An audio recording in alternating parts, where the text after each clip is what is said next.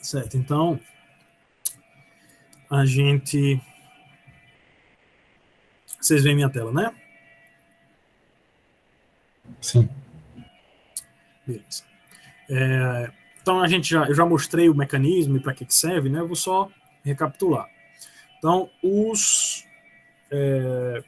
PCC ele é tão importante para a síntese orgânica por essa possibilidade de solubilizar em solventes orgânicos e assim fazer reações de oxidação livres de água, certo? Então, por isso que ele é tão interessante, é tão usado, apesar de reagentes de cromo, de forma geral, serem bastante tóxicos, né? A gente precisa ter bastante cuidado com esses reagentes, mas ainda assim eles são muito usados. Então, na minha linha de trabalho, na minha linha de pesquisa, a gente acaba usando bastante o PCC por conta dessa possibilidade de formar aldeídos a partir de álcoois primários, certo?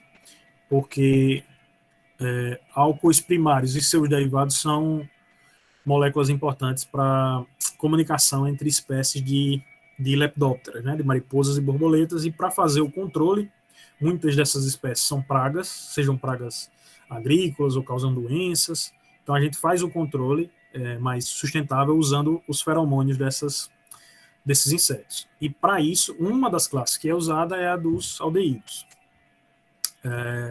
Como eu já mostrei para vocês, na preparação desse clorocromato de piridínio, ele é um sólido laranja, de cor forte, ele é hidrofílico, por isso a gente seca bastante e deixa ele em ambiente livre de umidade. Depois de prepará-lo, a gente vai manter esse PCC em um recipiente fechado e vai usando à medida que é necessário no laboratório, certo?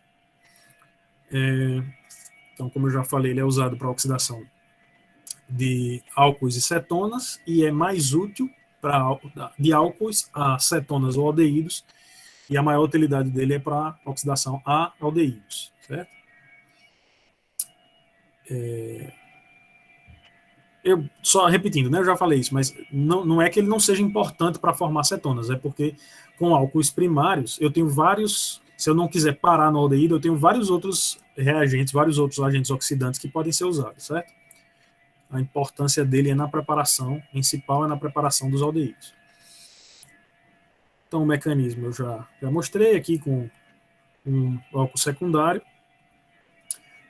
A gente tem o ataque da hidroxila ao cromo, ao sal, né, clorocromato de piridínio, e vai liberar no final o composto carbonílico, seja ele cetonoaldeído, ácido crômico e cloreto de piridínio, certo? Esses dois aqui são solúveis em água, então a purificação desse composto é muito simples, né? Desde que eu não tenha a presença se for um álcool primário, se eu tiver só o aldeído e não tiver o ácido carboxílico, essa purificação é bem simples, porque esses dois compostos aqui vão ficar na fase solúvel em água e o meu composto carbonílico, via de regra, vai ficar na fase orgânica, certo? Então a gente vai usar a vidraria padrão, suporte universal, garras, muflas, balão de fundo redondo com um agitador magnético, a placa para agitação, pipeta graduada, funil de Buchner equitasato para filtração, vai usar um álcool de 13 átomos de carbono, um álcool primário, tridecanol, PCC e a água destilada para lavar o material no final, além da bomba a vácuo para ajudar na filtração, certo? Então a gente vai pesar em um balão de fundo redondo o PCC, previamente preparado, vai adicionar diclorometano, anidro, e aqui está o segredo, né? Não é segredo que a gente está falando sobre isso, mas aqui é que está o cerne dessa reação, que é usar solvente orgânico, né? Então eu faço a reação livre de água.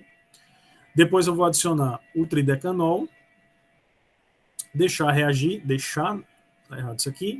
sob a agitação magnética, que é a temperatura ambiente, por 2 horas. Depois filtrar essa mistura em algumas camadas.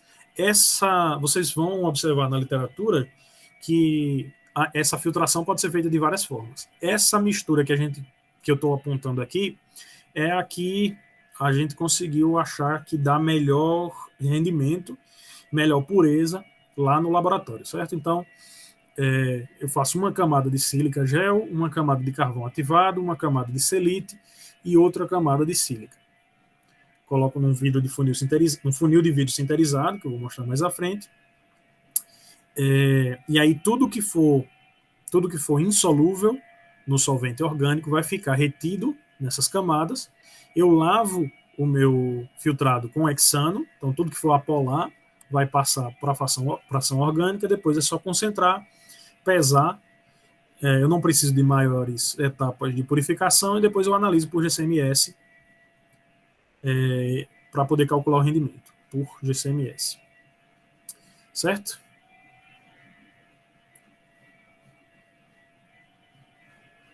Deixa eu colocar aqui. Dúvidas até aqui não, né? Tenho não, professor. Tá, vamos lá então. Opa. Certo, então. Opa. Esse negócio é muito chato. Eu vou tirar o material da estufa, fazer a reação, deixar esfriar em dessecador, para não pegar umidade. Essa reação, existem outras reações que a gente vai ver mais à frente, onde eu preciso ter um cuidado muito maior com a entrada de umidade, né? Essa daqui, ela é, digamos, moderadamente sensível à presença de umidade. Mas ainda assim a gente faz o possível para secar a vidraria que é usada. O DCM também é seco. Então a gente vai pesar o tridecanol, meu álcool de cadeia longa, cadeia intermediária, colocar num balão de fundo pera, colocar o DCM para solubilizá-lo. O tridecanol é sólido, por isso que eu vou colocar ele solubilizado no solvente que eu vou usar para a reação. Então, a gente pesa num balãozinho do fundo pera, porque fica mais fácil de tirar depois com a seringa. Eu vou ambientar, eu vou colocar o DCM.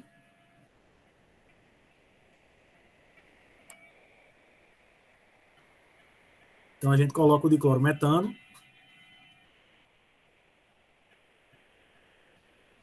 Solubiliza esse material em diclorometano. E a partir desse balão de fundo pera, eu vou transferir para um balão da reação, certo? Aqui eu coloco uma bexiga contendo nitrogênio, uma entrada. Deixa eu voltar aqui para mostrar para vocês. Então eu tenho a bexiga contendo nitrogênio aqui.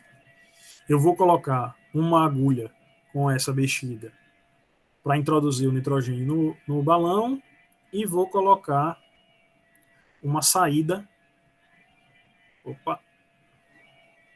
Vou colocar uma agulha sem seringa para que haja a saída do nitrogênio. Então, o nitrogênio, através da pressão que a bexiga exerce, eu empurro o nitrogênio para o interior do balão e ele empurra o ar que tinha ali dentro com a umidade para fora, certo? Então, deixo ambientando um pouco para deixar esse balão repleto de nitrogênio.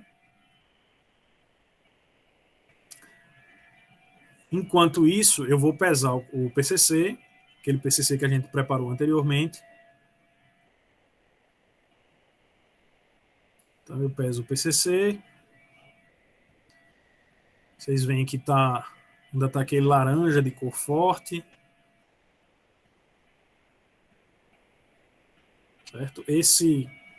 O aspecto do PCC também é importante, porque à medida que você vai abrindo, vai usando, ele fica exposto ao ar, ele pode começar, ele é um pouco higroscópico, ele pode começar a pegar umidade. Então você vai vendo ele escurecer e pode formar grânulos mais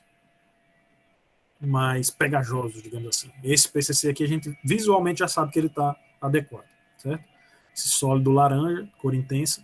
E aí a gente vai colocar o o DCM, o solvente da reação. Eu vou colocar diclorometano. Vou agitar. Essa reação é feita a temperatura ambiente, então não preciso colocar condensador, nem banho de óleo. Vou colocar o DCM. Depois eu fecho o balão. Vou preencher com nitrogênio também, para poder depois fazer a transferência do meu reagente.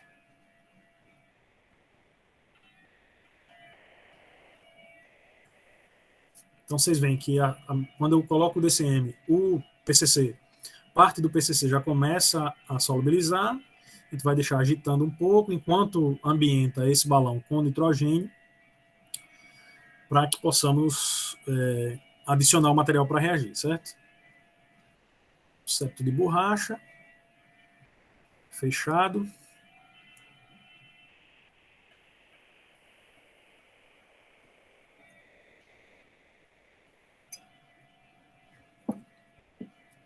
Então a gente coloca o nitrogênio.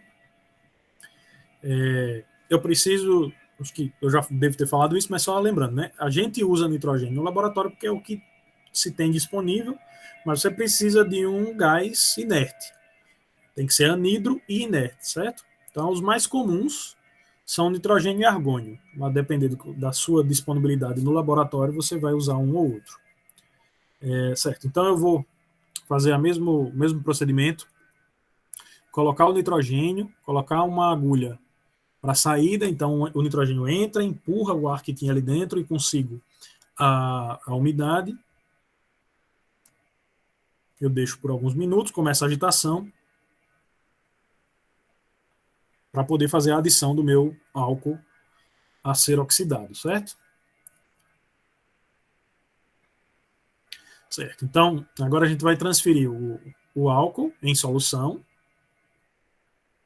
O balão de fundo pera ajuda nisso. Eu consigo colocar a seringa lá no final e aí eu consigo puxar todo o material que tem aqui dentro. Se eu fizer isso com um balão de fundo redondo, que você pode fazer também, mas você acaba perdendo mais material nas paredes, ou então eu preciso colocar um pouco mais de solvente depois para evitar essa perda. Esse balãozinho aqui ajuda nisso. Então vejam que eu ainda tenho nitrogênio aqui, ainda tenho nitrogênio no balão da reação. Eu vou puxar o material, vou tirar aqui as bolhas e vou adicionar o meu álcool primário ao balão onde a reação vai acontecer.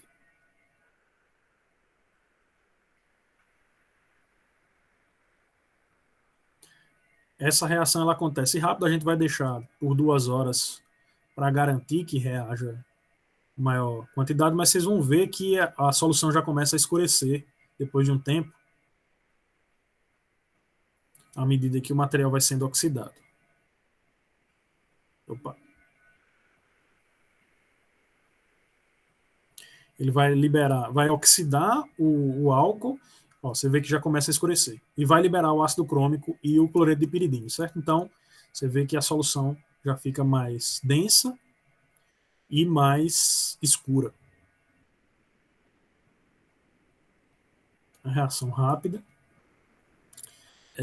fácil de fazer, né? Não tem tanto segredo. O maior empecilho é manter o PCC seco, né? Prepará-lo de forma adequada e manter ele seco. Se você conseguir fazer isso, a reação vai se processar bem rapidamente. Assim. Vocês veem que a coloração muda. Deixa eu só mostrar aqui no começo e no fim de novo, só para vocês verem a diferença de cor. Ele muda rapidamente da coloração alaranjada inicial para essa cor bem escura no final.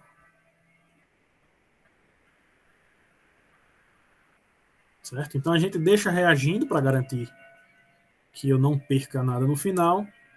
Depois dessas 2 horas eu vou preparar a minha coluna de filtração. Então eu pego um funil de vidro sinterizado, com a saída aqui para colocar a mangueira da bomba a vácuo. Eu vou colocar uma camada de sílica, gel, uma camada de carvão ativado, uma camada de selite e outra camada de sílica para completar a minha coluna. essas camadas, elas fornecem tanto uma barreira física, né? O carvão e a selite fornecem uma barreira física, como uma barreira, além de física, com interação química, né? Então eu tenho a sílica com a superfície mais polar, que vai reter mais facilmente os compostos polares formados durante essa reação.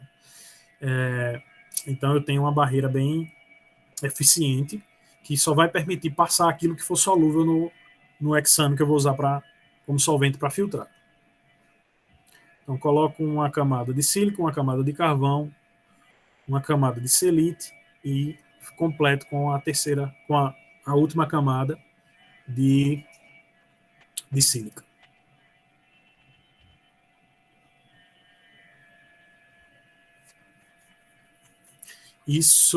Esse tipo de workup facilita bastante, porque eu não vou precisar depois fazer várias etapas de partição líquido-líquido, né?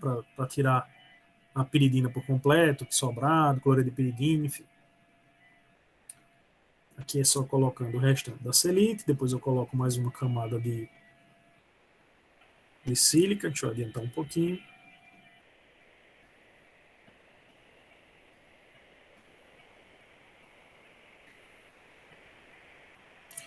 E aí a gente usa esse funil de vidro sinterizado com a saída para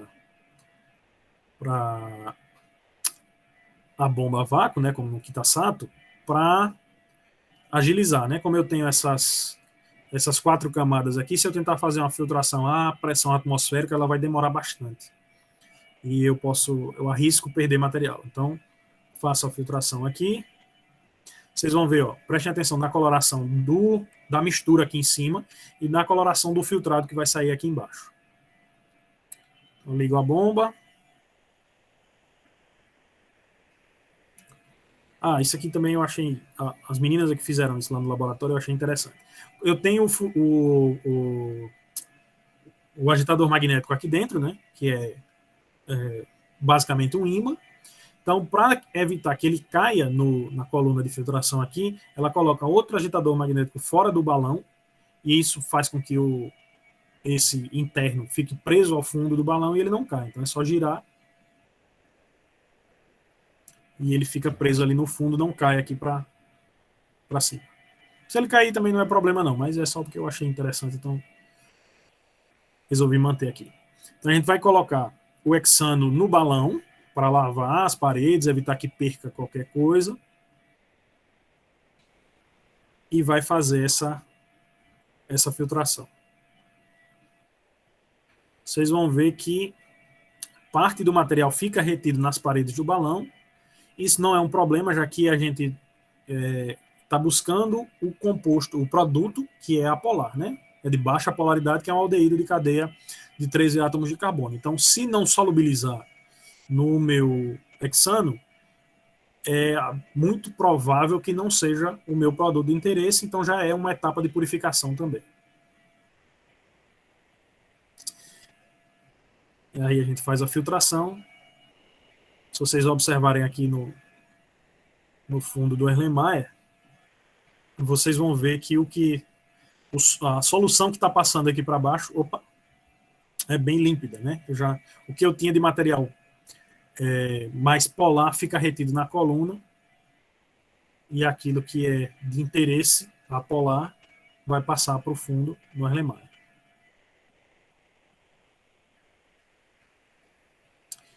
Certo? E aí a gente faz a concentração desse solvente no rotoevaporador, pesa e analisa por GCMS. Eu anotei a massa aqui, deixa eu ver. Então, a massa obtida no final foi de 410 miligramas, 0,41 gramas.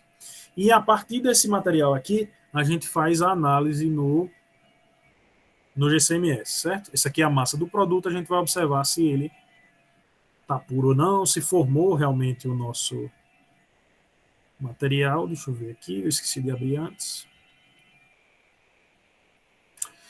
Certo. Então, vocês observam aqui que eu tenho basicamente um pico cromatográfico, certo? No meu no meu cromatograma aqui em cima. E se a gente observar o espectro de massas aqui embaixo, a gente vai ver que eu tenho um único produto e que esse produto é o aldeído com 13 átomos de carbono que a gente queria fazer, certo?